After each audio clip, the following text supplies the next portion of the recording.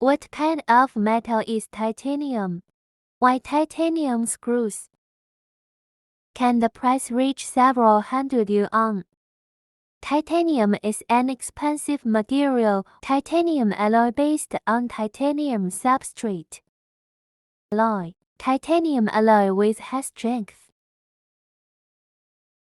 Not only corrosion resistance, high temperature resistant. Temperature of the titanium alloy part in the process.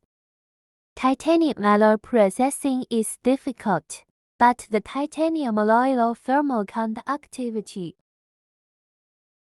It is not easy to heat with the chip off.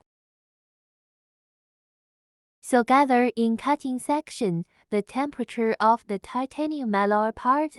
Titanium can even reach more than 1000 degrees Celsius.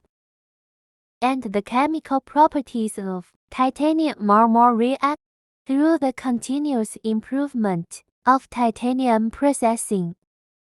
Can support the needs of a wide range of, from aircraft carrier boats to Bugatti, aircraft engines and rocket structures. Titanium has been widely used.